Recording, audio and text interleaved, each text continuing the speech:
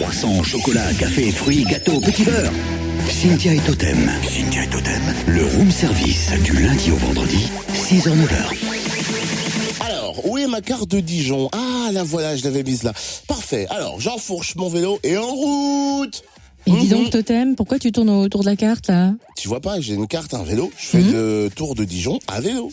Non, mais là, tu fais le tour de la carte de Dijon. Autrement dit, tu tournes en rond. Oui, je sais. Oh là là, vous les femmes, vous comprenez vraiment rien. Hein. C'est une sorte d'hommage au Dijon Vélo Tour qui fête ses 10 ans cette année. Bien. Toute cette mise en scène a donc un sens. Évidemment, comme toujours, pour qui me prends-tu? Oui, bon, arrête de pédaler, parce que tu vas finir par avoir le tournis, et puis sors-nous la tête du guidon, là, je comprends rien. C'est-à-dire... Parle-nous du programme de cette 10e édition. Ah, dans cette façon-là.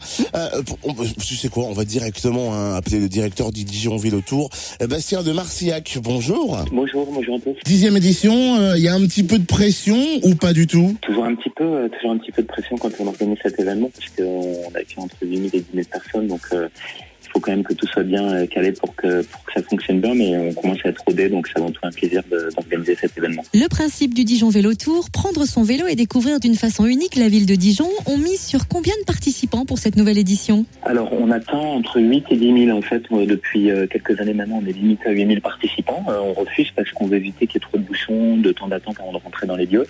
Là, on n'a pas encore complètement décidé si on limitera à 8 000 ou si on ouvre un petit peu plus pour les 10 ans.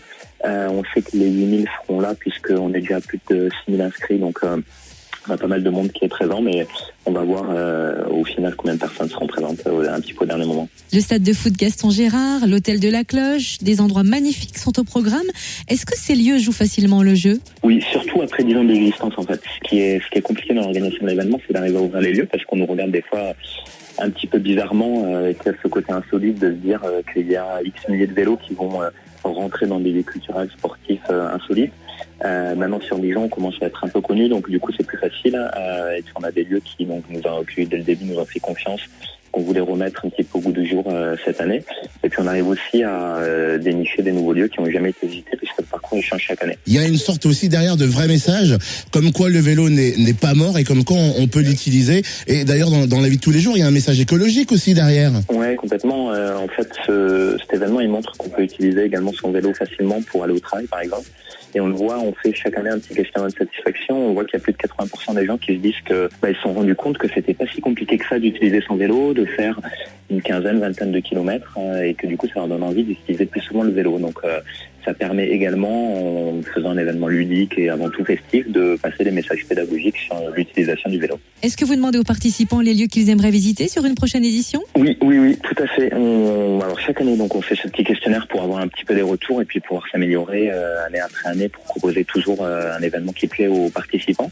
Et puis là, on a sondé l'ensemble des participants des 9 précédentes éditions pour savoir quels étaient les lieux qui avaient été les plus appréciés pour les participants. Il y en a 5 qui ressortent. On a le Grand Hôtel La Cloche, qui est un des premiers lieux à avoir accueilli l'événement.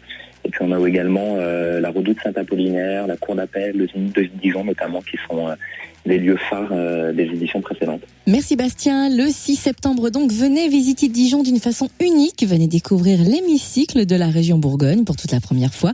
Les endroits historiques également de Dijon, la fête au parc de la Colombière et une journée complète d'animation. Alors les infos, les inscriptions, vous l'avez compris, c'est limité. Ça se passe sur le www.velotour.fr/Dijon. Les départs sont prévus à partir de 8h et ce jusqu'à midi.